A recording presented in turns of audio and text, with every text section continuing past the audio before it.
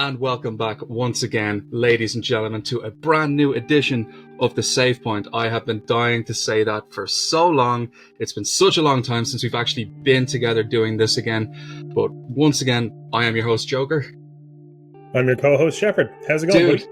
how have you been, man? What's been going on? I've been pretty good. I've been looking forward to this for a while too. And it's going to be great when we release the next episode in about 6 more months, that consistency up, That's it. I mean, it's unfortunately we just like life gets in the way of living sometimes. As you know, you and I have been both incredibly busy with just different things that's been going on. I think the last official video that we put up onto the page was about 7 months ago. And, Jeez. We have tried to kind of sit down and iron out a plan to see, well, when can we release new content, but just with the geographical differences going on here and still some of the tech issues that we're dealing with, it's still quite tricky at the moment. So we do appreciate whoever's watching at the moment. We really, really appreciate this, that your patience is really, really, really, really appreciated.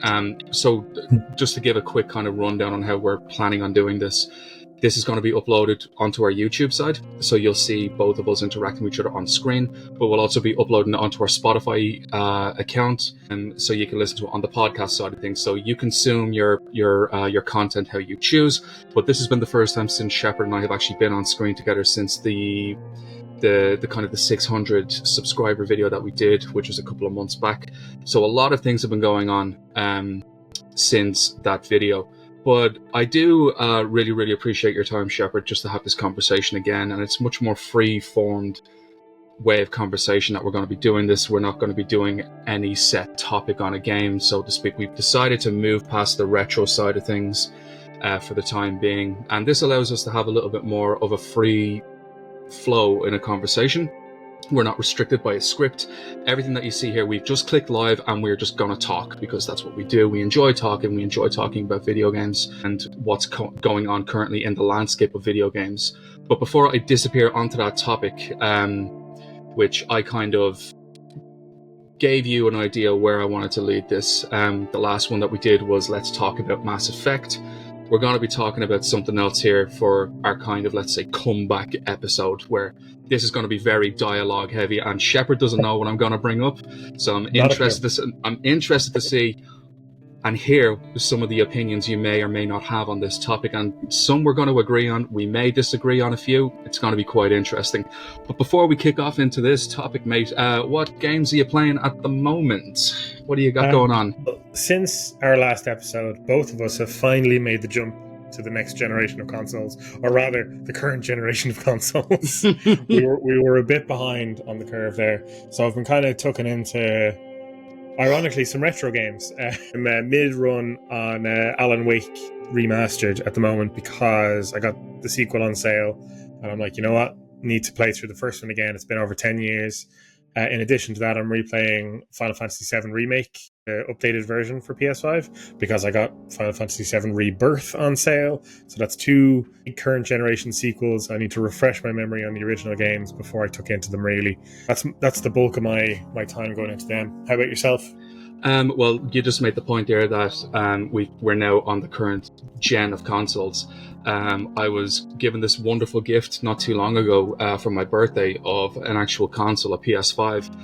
You, Shepard, had actually gotten me my first PlayStation 5 game, which is Jedi Survivor, which is the direct sequel to Fallen Order.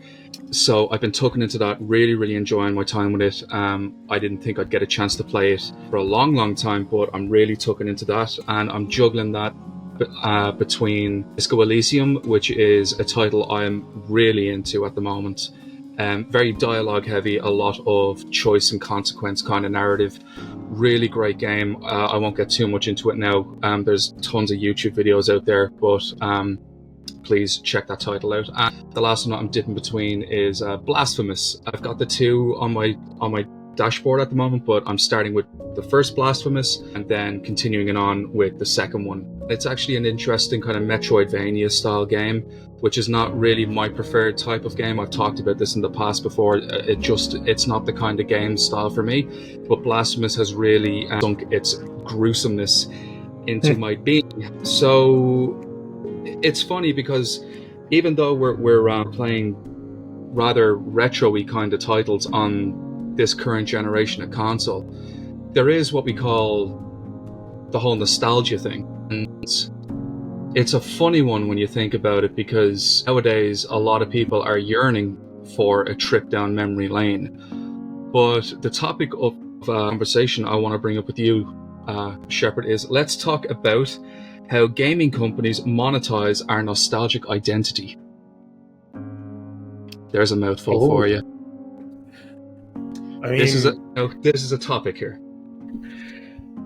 It's the thing. It's one of those things that's very prominent in discussions at the moment. Is these big, particularly AAA publishers, more so than developers, they're kind of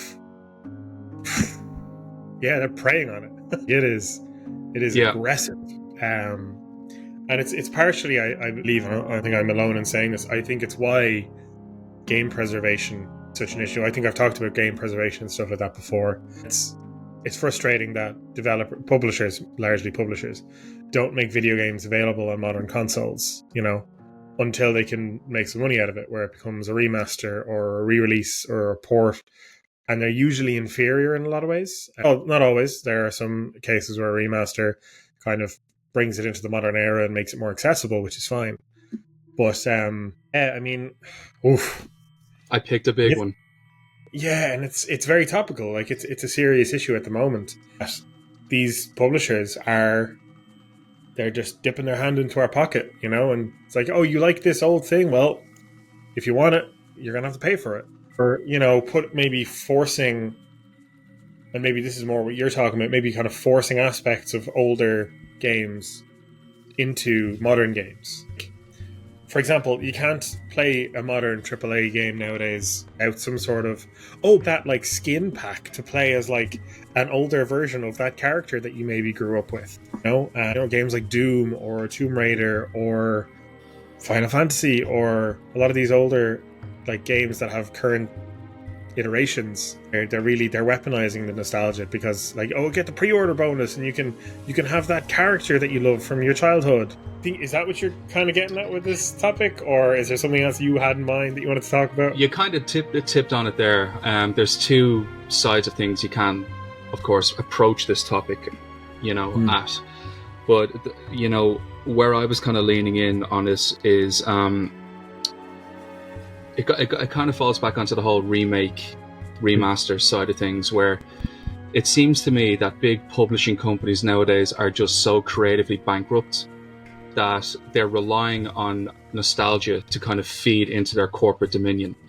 So I'm going to take Ubisoft as a big one on this.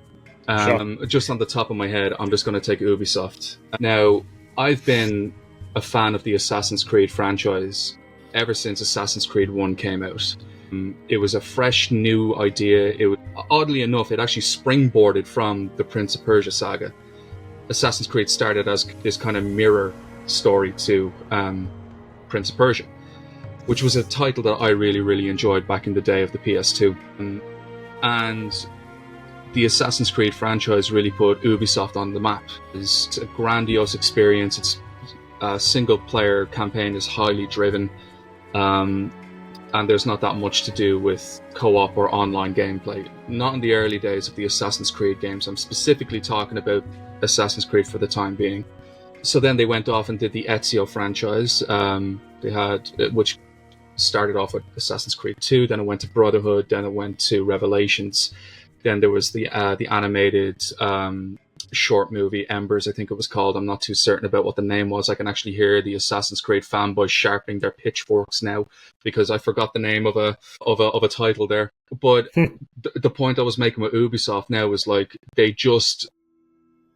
oversaturated their own marketplace with yearly and annual releases of what could be seen as the same game with just a reskin and a different time setting. The whole story behind Assassin's Creed and the whole narrative has just been so broken and fragmented that lo and behold they came out with this announcement that they're just going to be remaking the first 3 games, and it's like, I can just imagine some corporate bigwig somewhere, counting his checks and his dollar bills, saying, "Fuck it, it's too difficult to do another game. Fuck it, we'll just remake the trilogy, and they'll buy it," and we will. But then you look at this rumored Soul Reaver collection that's going to be done by Crystal Dynamics, and that's taking our nostalgia and saying, "We're listening to you." We've put out a poll to see, would a remastered collection be something our fans would like to get behind? And then you have the new graphic novel, which is being kicked.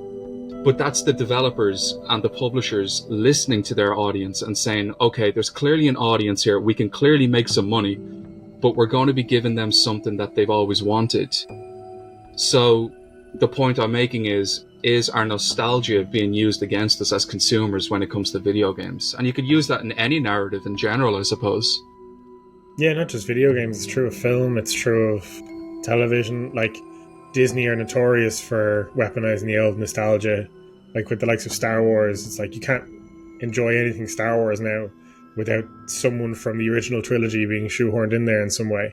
Including the game I got you. You'll see yourself. Ha ha ha!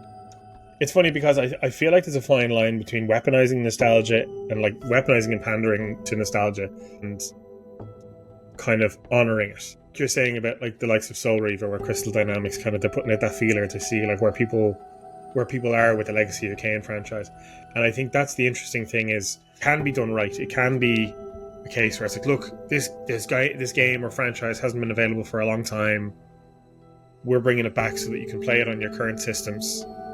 In addition to that, it's their way of kind of putting out feelers, getting an idea of is there still, for this franchise, is there potential for it to make an actual return with a sequel or something like that? And like one of the most shameful examples on that is again Ubisoft. Yeah, I feel like we're just going to be shitting on Ubisoft for the next hour. There's another example of this, though. There is another example. Yes. So Ubisoft, a more recent example where I have beef with Ubisoft on the whole weaponizing nostalgia thing is 13. Oh yeah. So they made a remake, almost a demake, it was allegedly that bad, of a game from the PS2 era. Not exactly a huge hit, but still had kind of its own cult following, still well received. Yeah. But that game ended on a cliffhanger. A big cliffhanger. Yeah, exactly. Huge cliffhanger. Story left unresolved. So it's like, oh man, we're never going to find out what happened. So when they announced the remake, it's like, okay, like if this does well, maybe we'll get that sequel we never got before. Didn't it look terrible? Didn't it just look so bad? They fucked up the remake so bad, they had to remake the remake. Like, that's some kind of Inception level stuff going on there, Like, how deeper do you go into the remake so it becomes a remake? It was so badly done. Like, didn't spend a dime on picking it up though. Refused to buy it because, Fair. And this is another point I'm going to bring up. This is another point I will bring up because I'm a bit kind of, ooh, do I or don't I about this? But just going on what you said about 13 there, it was like, that wasn't a remake. That looked like an early alpha at most. It looked like something on the Dreams emulator, like a fan made it or something, Oh, it was rough. Yeah, it was like a fan-made mod of the original game. Any of the heart or soul that was in that classic title. Like, the cell shading and everything was so unique on the PS2. Now, it's like, I think in the original version of the remake, they took out the cell shading, or just made it look so bad it didn't look cell shaded. Like that, it looked awful. And they remade the remake, as I said. They got a new studio in, I think, to kind of sand away the rough edges and things. And I actually, only recently, I haven't told you this, I did pick it up. It was on sale for €5. I decided to try it out, and I regretted it instantly. Because it's just, like, they kept the original voice acting and sound effects and stuff, which I like, because I think they worked really well. Yeah. David Duchovny was fantastic in the main role. They didn't need to change that much to do with the voice acting or the aesthetics, but what was bad about it? The gunplay or... No, so the gunplay was average. There was nothing remarkable about it. I don't know if it was hugely different from the original version of the game, because it's been that long since I've played it. It was more just visually, like... I feel like the great thing about the original game is the cell shading kind of allowed them to highlight certain things in the environment a bit better, and enemies and characters and stuff like that. Yeah. So the visuals just popped a little more. And it was easier to kind of make stuff out. With the remake, it's like everything is overly contrasted or something. Like they just turn the contrast way up. So it's almost a visual blur. It's not for me. And it also, like, again, before they remade the remake, apparently they took out a lot of the cool, like, comic book strip stuff that they did. Like when you snipe a guy from a distance and it does like the 3 different panels where like the bullet, as the bullet enters the guy, and then as the person's falling to their death or whatever. Apparently the remake didn't have any of that for some fucking reason. But doesn't that take away like the original charm of the title then? Yeah, that was the whole thing about 13, is that it was like playing a comic book. No, they re-added that back in, but they did it worse than the original. It kind of like pops up, flashes, and it's gone. It's like, so that's kind of like taking away the kill count from like the Sniper Elite games. If you just took that away, like it's people want to see their identity. They want to see the trajectory of the bullet, like going into like whatever body part you were aiming at, and seeing that gruesome explosion. Like, I just shot a guy in the balls. There it goes. You know, you can see it in all its testicular fucking explosion stuff. You know, but not in that case though. Like, does that mean that, you know, are remakes nowadays demakes? Often. Not always, but often. There are times when I think that they're exceptional. None spring to mind. Well, I mean, okay, for example, Resident Evil has been on a trend of remakes. And barring the remake of Resident Evil 3, which is very underwhelming, the 2 remake was stellar. The 4 remake was... And I was a skeptic before the remake of 4 came out. Because I have put so much time into the original Resident Evil 4. It's one of my all-time favourite games. And it's one I've played probably more than any other game in my life. Sorry, just going on that point there. So were you skeptical when the Resi 1 remake was done for the GameCube? Were you a bit like, oh... Not at all. That was actually the game that got me into Resident Evil. I see. So it's funny because like they've been remaking Resident Evil games since the games have been 5 years old. And it's funny, you know, nowadays we criticize remakes if they're too soon after the release, but the difference is that the first Resident Evil game came out in like 1996, and then the remake came out in 2001 or 2002. Yeah, something like that. Yeah, but the leap in technology was far greater then. It was huge. Than even 10 years now. Yeah, so like true. we've criticized Naughty Dog in the past for remaking The Last of Us. It didn't need a remake. It was still such a recent game. Hardware hadn't developed far enough along. Like, seeing the remake in action, yes, it is an improvement. It does look better on a technical level. That can't be denied. But not enough to justify its existence. I understand, yeah. You know, it's a weird... You know, sorry to interrupt you. You just made a point there about The Last of Us, the remakes. Like, it's a weird one in and of itself because apparently they redid the motion capture and the voice acting, and it's like, but what was wrong with it though? Yeah. You know, like there was.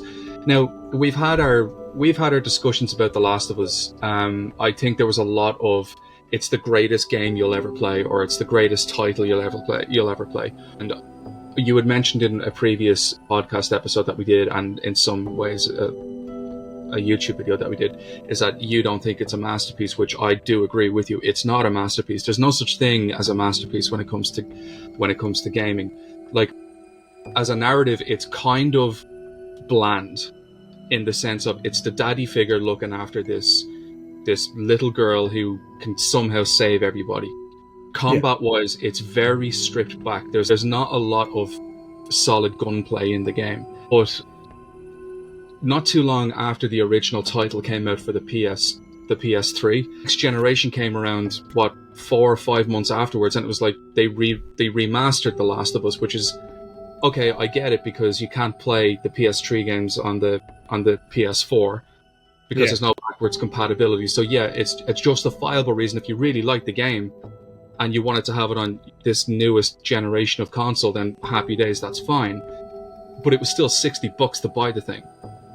Yeah. It's not like with the current generation where last gen games, a lot of them did actually have free updates, which I thought was a good touch. Last of Us 2 didn't. You had to pay for that. Now, I know that came out a couple of years later, but that's another example is Naughty Dog. You know, Naughty Dog, weaponized nostalgia being like, oh man, we love The Last of Us, we know you guys love The Last of Us, here's The Last of Us, but better. Yeah. And it's like you said, like they redid the voice acting and stuff, and it's like, what's crazy about that is someone who does have a lot of affection for the original game. Like The Last of Us means a lot to me, the first one. It's just like, look, on a tangent here. No, okay, go for it. If whoever watching, listening, whatever, well, thank you. You rock. Kisses. If The Last of Us is your favorite game ever, kudos. More power Happy to days. you. Yes, I am 100% of the opinion that anybody can like what they want. 100%. It's not my place to tell them what not to like. And So, you've got a kick-ass TV show as well to support as well. If you saw I it, enjoy the TV show.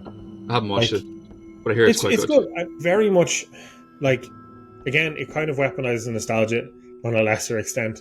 In that, yes, fans of the game wanted to watch the show, but it's very much more for the people who didn't play the game. Yeah. In my opinion, because it doesn't do a lot. It does enough different to be its own thing, but it doesn't do enough to kind of, for me anyway, to be like, oh, you know, I need to watch the show as a fan of the game. It's more a way for other people to experience the story of Joel and Ellie that maybe haven't enjoyed the game. And if you like the game and you want to watch the show, obviously you can. I did. And I did enjoy the show. And I will watch season 2 whenever that comes out. I'm not in a hurry to, because I've played the game. Yeah. Like, unless there's a humongous change in season 2, I've played The Last of Us 2. So I know the story, I know the characters, I know the beats that they're going to hit.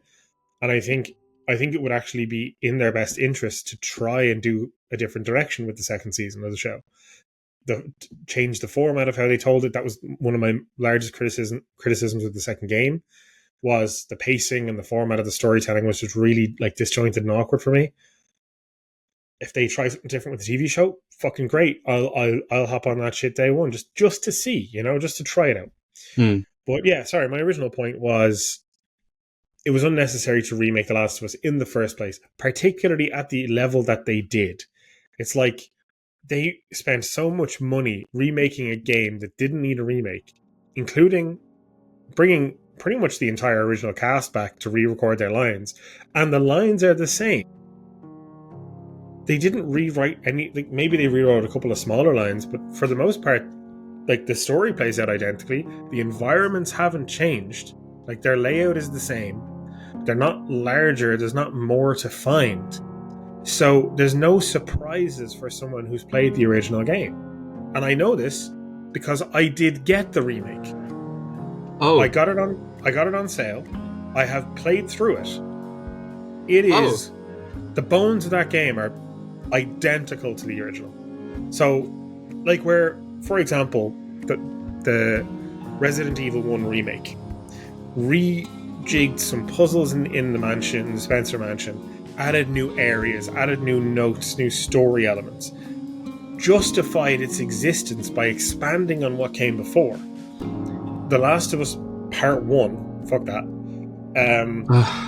does none of that. There's no gameplay changes, there's no like story amendments or anything where they're like, you know, maybe we can change some of it. Like, you would think maybe they would change some of it to be more in line with what comes later in The Last of Us Part 2. And they don't in the story. They do with like some environmental stuff. But that's not enough to justify a complete remake, though. No, absolutely not. It's 75 quid. I'm like, no, that's ridiculous. I'm sorry, no. The original game wasn't 75 quid. No. Like, it's inexcusable, and that's why I didn't get it at full price, because fuck that, I'm not giving Naughty Dog that much money. I got it on sale. Yeah. And frankly, this is part of the problem as well, is that now they spent probably like 4 years making that, because they were building it from the ground up, maybe 3 years, I don't know. Modern development takes fucking forever. But that doesn't make any sense, though. Like, so, how can they spend 4 years building the game by calling it a remake, and it's identical to the remaster of the original game? Yeah. And in some ways it's identical to the original game. It doesn't make any sense, though. Yeah. It's pure cash. Like, it's all about the money. Yeah. It wasn't because they had some artistic vision they wanted to do. It was like, oh, we can finally make The Last of Us we always wanted to. It was like, no, you did that in 2013. Yeah. And now you just did it again. Yeah. And like, that shit infuriates me, because that money could have been going on a new Last of Us game. Maybe I wouldn't like it, but there are fans of the Last of Us games that want a part 3. That's what they should have been focusing on. But no, I don't know if it was Naughty Dog's decision or Sony's. Maybe they agreed. Fuck Neil Druckmann. I'm not a fan of him at all. No, it got Amy Hennig. Pretty sure it was Amy Hennig did the first one. I might be wrong about that because I know she did the Uncharted game. You're right. And like she worked on Legacy of Kain and stuff like that. Like we love ourselves Amy Hennig. The woman is the best. Yeah. But Neil Druckmann, I'm not here to shit on people. I'm here to shit on companies. I don't agree with his idea for The Last of Us and the direction the series should go. Particularly when he's like, let's justify... He calls himself the game director of a remake. It's like, I'm sorry, no. The game was already directed. You copy-pasted their homework. That's it. And added some flashy effects. That's what you did. Yeah. Yeah. I might be misremembering. Maybe he's not listed as game director on the remake, but it's some kind of pretentious title that he gave himself that justifies his decisions, you know? Executive director or some shit. I'm sorry, you can't have a creative director on that game because there's nothing creative about it. Well, that's true. That is not to diminish the work of the hardworking code people, the developers, the people who work on the actual bones of the project, who build that engine and work with that engine. They do the grueling hours, they work the 80-hour weeks. Neil Druckmann doesn't. So I'm not criticizing their work because I can't deny the game looks fantastic. It does. But it also looks how I pictured it looking at the time. You know what I mean? It's yes, it is an improvement. Undeniably, it's an improvement. But it didn't need to exist. And we've said this, and I'm sorry, I'm beating a dead horse now. No. I've kind of gone off topic. No. I suppose it's part of the topic. It is Naughty Dog. They're taking something, and I think that's one of the most egregious examples of that is... You guys like The Last of Us? Here's The Last of Us again! Yay! Fuck. It's funny though, what you mentioned though, in the amount of years that they were doing this quote unquote remake, which is not a remake in the slightest. They could have had a dedicated team to spearhead The Last of Us Part 3 if that will ever happen. I'm not even too sure if it's going to even happen. Quite frankly, I don't really care if it does or doesn't happen. And I'm not being salty towards The Last of Us as a collective title. I'm not. The game itself is actually quite enjoyable. There's a lot of problems with it, but I find that the sum is as better as the whole of its parts, I suppose. Using Naughty Dog as an example here, then you look at what they were able to achieve with Uncharted: A Thief's End, and that's the greatest looking Naughty Dog title I think they've ever done. Now I know it is an Uncharted game and they've had many different additions to that actual franchise, but it was a continuation of Drake's story. You could argue, well, yeah, it is kind of sucking our nostalgia vibes a little bit here, but they're not really... how am I trying to word this? They're not saying, okay, well, here's a remake of Uncharted 1. Then you boot the thing up and it's well, this is exactly how I remember it looking like when Uncharted 1 was released anyway for the PS3, except for a lighting upgrade, maybe a sharper colour palette and some tighter camera mechanics. But it's still the same thing. But here's my hard-earned cash because I was promised something else by the term remake. Well, it's funny you say that because I actually feel like the first Uncharted game could probably benefit from a remake. Because the first one mechanically was quite stiff. It was a little awkward. The mechanics were obviously refined as the franchise went on. I don't think any harm would come from an Uncharted remake. Maybe that's hypocritical of me to say. I don't know. But again, the thing of it is with The Last of Us remake, 10 years between the two games, and they didn't improve the mechanics in any way. Whereas Uncharted, you would hope that they would at least update the mechanics because the first game does not play very well by modern standards. So the problem with that is if you remake the first game, inevitably they're going to remake 2 and 3. I mean, it's been 8 years since the last Uncharted. Something like that, yeah.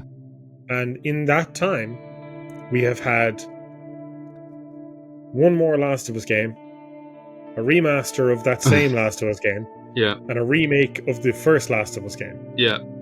So And this we goes- have had, since Uncharted Lost Legacy, which was the kind of spin-off to Uncharted 4. Oh yeah, it was Chloe have and had- yeah, Yeah, we have had we have had no Uncharted games, but we've had one Last of Us sequel and 2 remaster remakes. yeah. That's it. I know. Like, It's Naughty Dog has done nothing. And then like going back to like when you talk about how Ubisoft have just been like capitalizing on the nostalgia thing, you look at how they did Valiant Hearts, and it's like this is the same fucking studio. Like this, or the same publisher, should I say? Like this is the same publisher who did the Assassin's Creed franchise, bled that, did the Far Cry series, bled that, and then out of nowhere, Valiant Hearts comes out of it. I love Valiant Hearts. But that's the thing, and it's the same fucking company. And another example, their recent Prince of Persia Metroidvania is stellar. I haven't played it. It might not be your bag. I love it. It's you've played it? Gorgeous. Have you? I have. It's so engaging. I love the world. It's so much fun to fucking play. Yeah. And that's from them. And I'm like, what the fuck? Like, didn't they delay the Prince of Persia remake because the game looked like shit? Like, they're so inconsistent. It is wild. It seems that there's like two faces to it, though. You know, there's two faces to the company. Usually they'll do what people want. Most of the time they won't. They'll do what they think people want. But like, right, Far Cry. You mentioned Far Cry. I think Far Cry is one of Ubisoft's worst examples. Really? Because look at Far Cry 6. And look at the DLC for Far Cry 6. Oh, yeah. The DLC for Far Cry 6 is, here's the villains of the last 3 games. Yeah.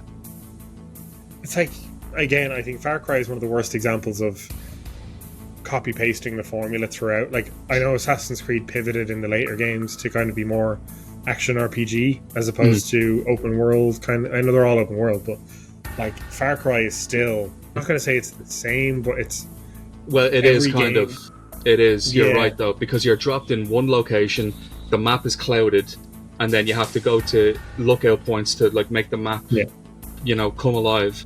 And it's basically taking down one big bad, but to get to the big bad, you got to go through like 3 or 4 of his cronies who all have their misguidances and grievances or whatever, and they're just in their way, you know. They usually represent like a part of the main villain's of villainy. Yeah. And yeah, like, don't get me wrong, the formula works. But it sells. It does. It really does. And like, I think Far Cry 6 was the kind of turning point for a lot of people. They played it and they're like, this doesn't quite gel the same way. I got it for free actually on the it was part of like the PS Plus thing, and I was like, oh, Far Cry 6 is there, and Giancarlo Esposito's in it. I was like, okay, he's playing the big bad, let's go see what happens here. I'll take down Gus Fring, have my own little way with him. And I remember telling you about it, and I was like, geez, this game is fucking big. And it took an age to download. By the time it downloaded, so you're given this kind of blank character, you are to choose if you're a male or a female. No customization, which is fine. I never expect that from a Far Cry game. Well, Far Cry 5 had a bit of it. I played through 25 minutes of it, and I turned it off. Oof. It was just gross. It just looked really bad. I could actually tell where the story was going. That's how predictable this was. I knew exactly what was going to happen. You know, you're running away from your hometown. You end up on this island. You have to help these rebels take down this fucking dictator or whatever. And it was just so predictable, and I just didn't enjoy it. Now, a couple of months later, I went back just for my own sense of sick satisfaction, just to see how much the game was going for. Boy, let me tell you something. If I paid 60 quid for that, I would be kicking myself. It was not worth it. Fair. It was not worth it in the slightest. I watched a critique of it recently. I'm not a huge fan of the Far Cry games myself, but I did watch a critique of it because I enjoy hearing about these things in the first place. The guy made an interesting point that Far Cry thrives on the unknown. Like Far Cry 3, you're on like the tropical islands, and there's anything could be out there in the forest and the bushes and all that kind of stuff. Far Cry 4 is kind of similar. You're in the mountainous region of I don't know the name. So again, like there's elephants and tigers and whatever. Bengal tigers and stuff like that. Yeah. And then Far Cry 5, you know, there's bears and wolves and shit in the wilderness. So, like, apparently Far Cry 6 didn't really work because it's based in an actual kind of town or a city or something like that. Like, there is still wildlife and whatever, but it kind of removes that feeling of you're isolated, the territory. That's what this guy said. I don't know how accurate that is. Takes away the crafting mechanics and things like that, I suppose, as well, doesn't it? Yeah. And look, I've no interest in them. I liked Far Cry 3. I played it years after the fact, and I still thought it was a really enjoyable game. Other than that, I don't think I'm ever going to buy into the franchise. I've tried. Like, I've played Far Cry 4 and Far Cry 5, and they just don't gel with me. Yeah. And then, of course, like I said, 6 is just capitalizing on that nostalgia. It's like, hey, you remember the villains from the last 3 games? Yeah. And you only liked 2 of them. Yes, yeah. Like, a lot of people wanted Voss and Pagan Min. You know, they didn't really give a shit about Joseph Seed. And you see, there's the other crazy part, is that Vaz is not the main villain of 3, but Pagan Min and Joseph Seed are the main villains of their respective games. So it's kind of like the only reason they did it was because Vaz was a popular character. Yeah. They didn't do it because they had, oh man, we've some crazy like artistic vision and we finally get to continue Vaz's story. It's like, no, Vaz will sell. That's all it is. And it's demeaning and it's insulting. And there are times when that's the case, where the studio or like publisher says, we want to capitalize on this nostalgia, and they give that project to someone who actually gives a shit. That can still pay off. You know, there are times, I think, when a company tries to pander to nostalgia, but they give it to someone that you can trust to kind of make it work. Do you have any examples of that? That is a tough question. I know I have something in my head somewhere. Like, for me, definitely... like, one of the examples there, like when a company says, okay, we're just going to let you guys handle it and you'll be respectful towards the actual title and the franchise itself, was what who was it? Blue Point Games did it with Demon's Souls. Very much so, yes. Blue Point Games are great for that kind of thing, like they did with Shadow of the Colossus as well. Yeah. They remastered the Metal Gear Solid games. Like, their thing is reviving retro material, and but it's done with such care, though. That's the thing. It's done with such care, and look at their track record, I suppose. Absolutely. You can tell that there's a genuine reverence for the material that they work on. Like, not just necessarily in a nostalgic way, but, you know, Respawn doing the Jedi games. You know, they love what they do, and they love Star Wars. Now, they're owned by EA. They fought tooth and nail to make the game they wanted to make. They were told for Jedi Fallen Order, you're making a Star Wars game, and you're not going to have Jedis in it. So no lightsabers. Really? And they were like, but we really want to make a Jedi game.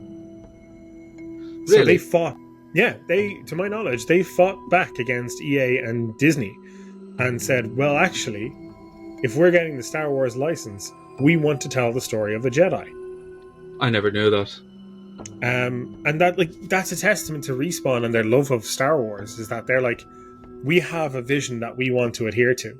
And you guys are telling us we can't do that. Well, that's going to cause problems. And then they got to make Jedi Fallen Order. Hey, that game was pretty good. That was successful.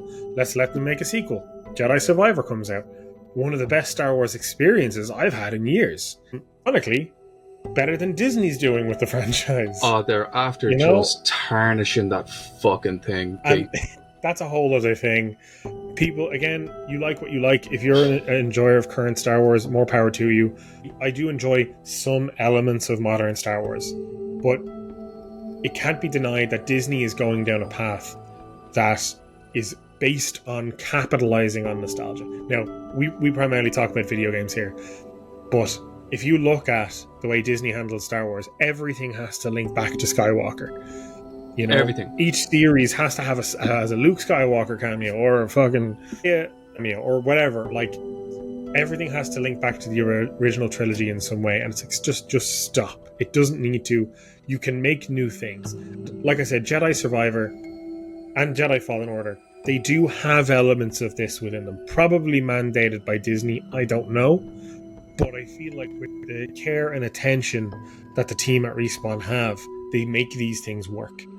Like in Jedi Fallen Order, Darth Vader shows up near the end. And it's handled so well because he's a legitimate threat, Yeah, and he shows that Cal is nothing compared to the dark side. he's still you could actually you could sorry for cutting across you, but you could actually argue that in this moment when you hear those big heavy thudded boots without him even coming on screen, it's like, oh fuck, there hasn't been a word of this guy in the game itself. There's been nothing said about Darth Vader or anything like that, and when you just hear and then when you see him, it's like, and I think Sears says it's him, and I think the first thing he says in the game is, "You have failed me, Inquisitor," and that moment was succinct in such power because you realize that the entire journey that Cal has just gone on through, from surviving Order 66 as a Padawan to rebuilding his skills as a Jedi to forming his own lightsaber with his own kyber crystals and whatever,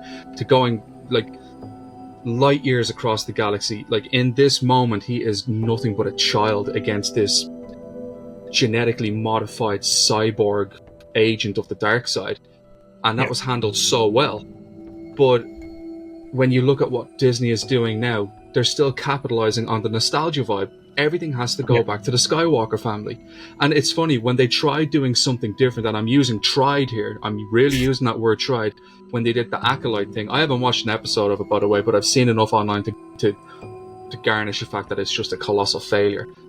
Out of nowhere, Plagueis is in it, and it's like, well, of course Darth Plagueis is going to be in it because fuck you, why not? Let's just chuck him in there because fuck it, we don't know what we're doing. Because, like, Plagueis was such an interesting concept introduced in episode 3 that you didn't need to learn more about. Now, and I think they covered some stuff in like the Legends books and things like that. I think they may have done that already pre-Disney. I haven't read any of the books, so I don't know. I've heard a lot of them are pretty good. There's a great audio book of it actually on Spotify. You should check it out. I will. Thank you very much. But like I personally didn't need that anymore about that. I liked the fact that it was simply Sidious using that story to manipulate Anakin. That's the reason that was in episode 3, was for him to be like, hey, you could get some extra power there, maybe protect your loved ones, because he knew what Anakin wanted and he preyed on that fact.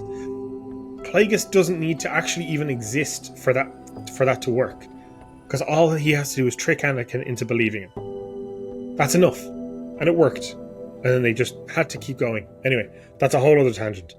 My point still stands that at least Respawn give a shit about Star Wars.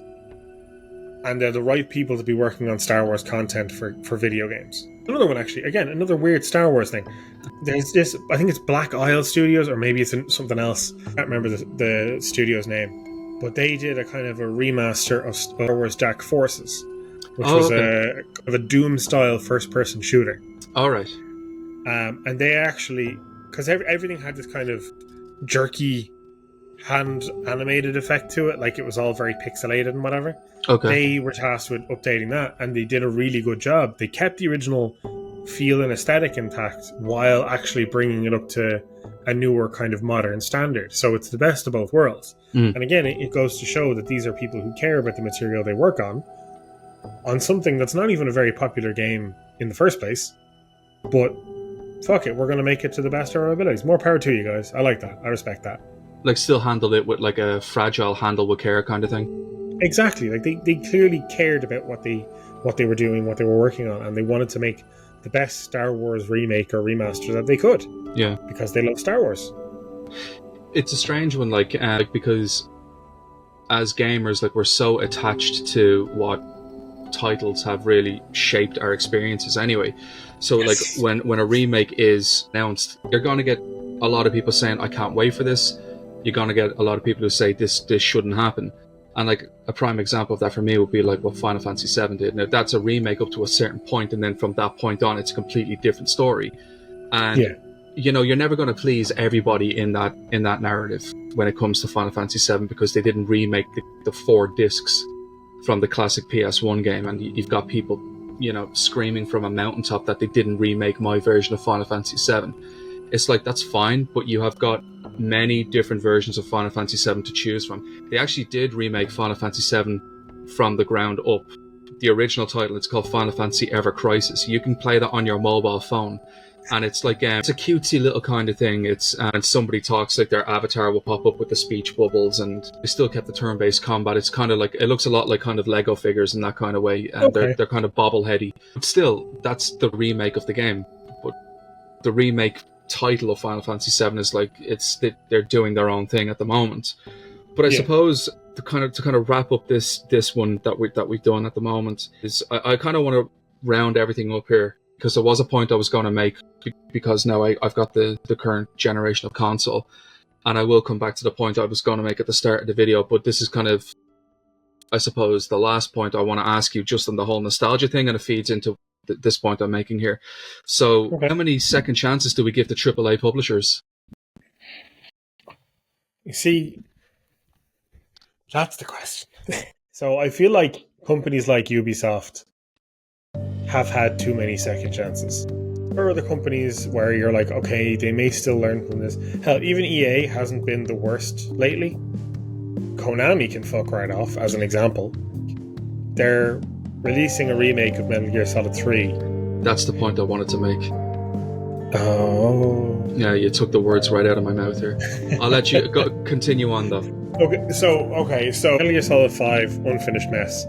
Yeah. Metal Gear Solid Survive, we don't talk about it because it doesn't exist. Exactly. They re-released remasters as a new remaster.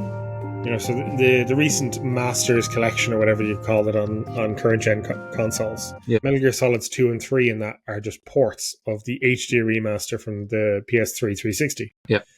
That has been proven. Look it up.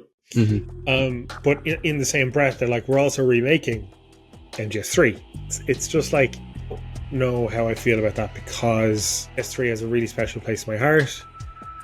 I don't trust Konami based on their decisions over the last few years. And frankly, you know, I've been wrong before. As I said earlier, the remake of Resident Evil 4 was a pleasant surprise. I thoroughly enjoyed that game. I've played it through several times.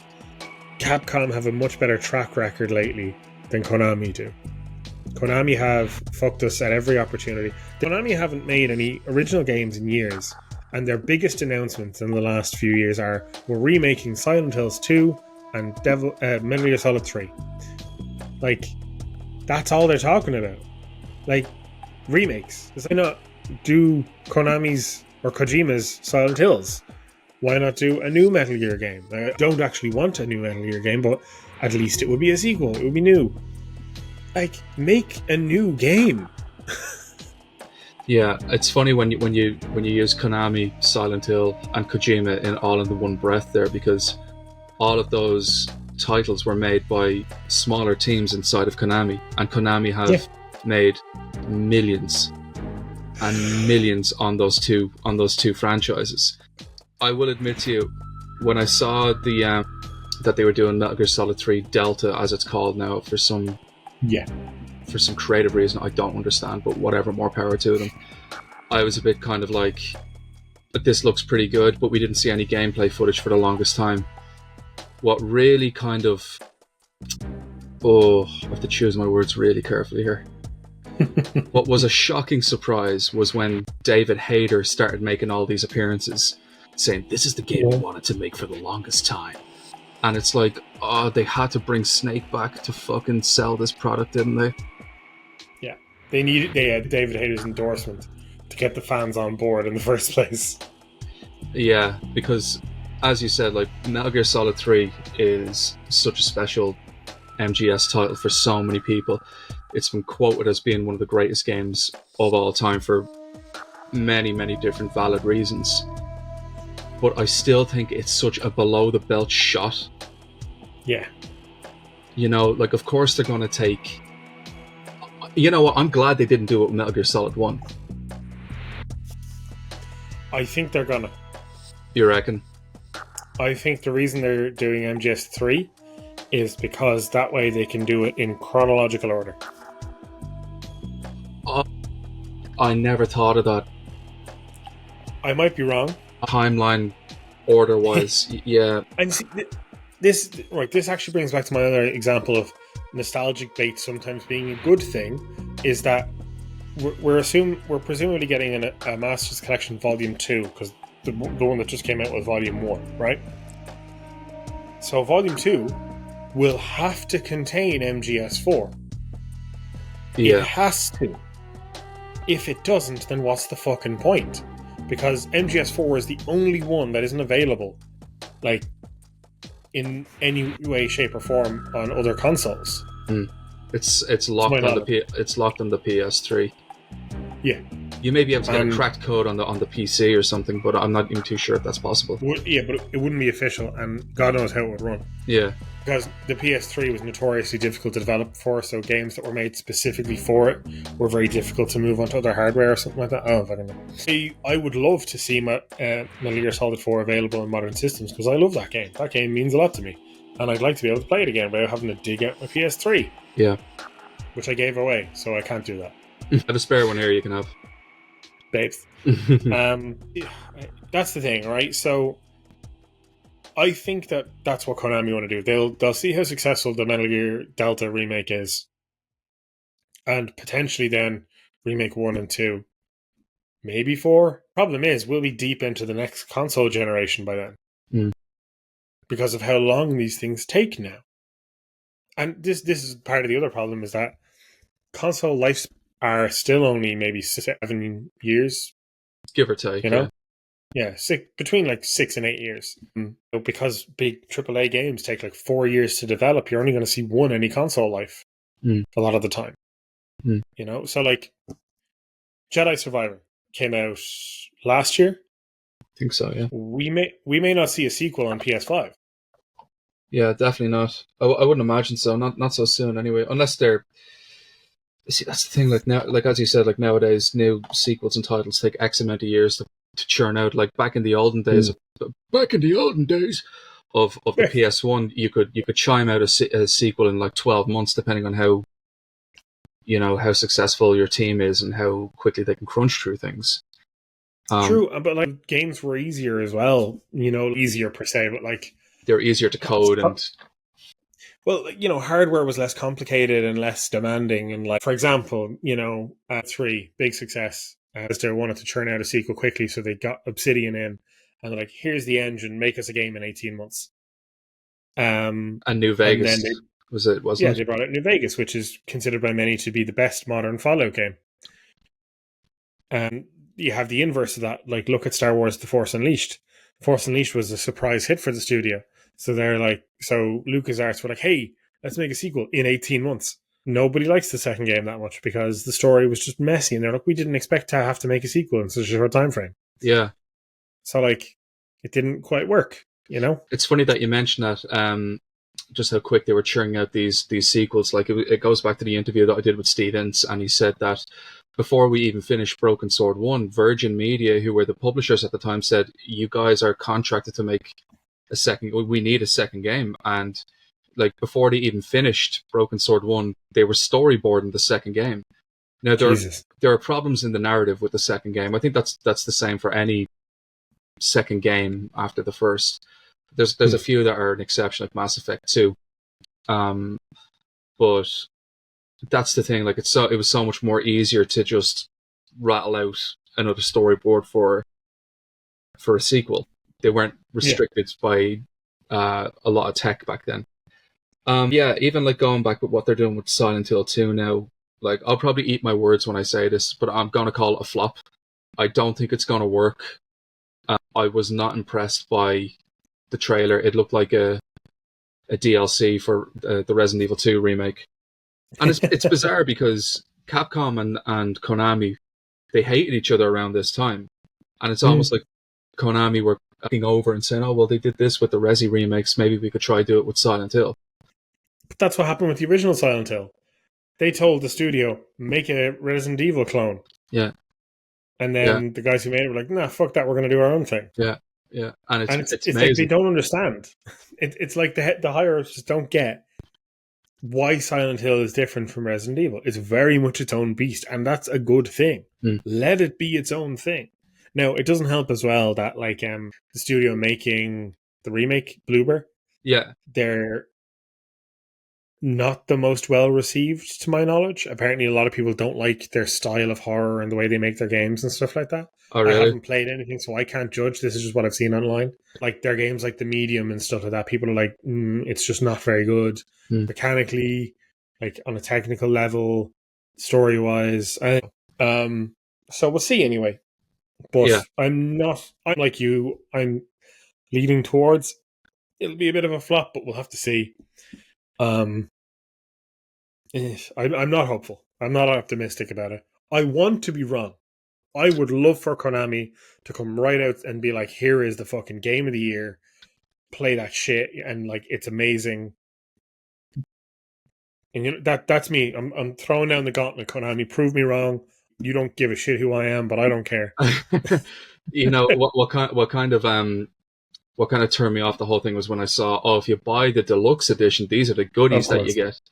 And it's like, for fuck's sake, pizza pyramid head or some shit. Like, oh man, it was just and like, that's part of it as well, isn't it? It's like get all these pre-order bonus, deluxe editions, all that shit. oh god, doesn't it make you want to puke in your soup? It's awful. Yeah, it's just slop. It's pure slop, and I hate it. It really is, mate. But yeah, like that's essentially the point you brought up today. Konami their existence right now is about weaponizing nostalgia. Mm-hmm. You know, that's their pure raison d'etre, and like that includes their other franchises that they own. Like we haven't heard anything about like a new Castlevania game in Yonks, but they have released ports of the GBA games, which is cool. You know, nice that they're available on non-Game Boy Advance. You know, I have it on my PlayStation. That's awesome, but not enough. Like, give me a new Castlevania, give me a new Silent Hill, a new and whatever Metal Gear Solid. But I'd rather a new Metal Gear Solid than a remake of an old one. Yeah, I'd wholeheartedly agree with you.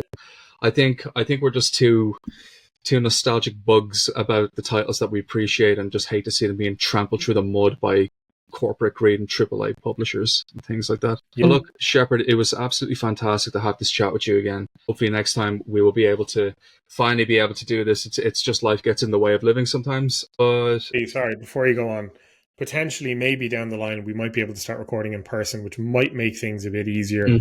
Or if we have more similar work schedules, maybe we might be able to schedule these things more often. If we can, we will. And we will keep everyone updated, obviously, because we do want to make these videos and these podcasts. It's just, as you say, like life gets in the way of living, and it's just we have so many pre-established commitments, and actually being able to just find an hour to sit down and do this with each other is so difficult because we have lists of ideas and things that we want to talk about. You know, it's just finding the time. There's not enough hours in the day. You know, really. But look, guys, it was great to be back doing this again. We're still alive. Don't worry, we're still alive. And we hope to see you all on the next edition of the SavePoint. So, signing off on the SavePoint, I've been your host, Joker, and I've been your co-host, Shepard. Take care, guys.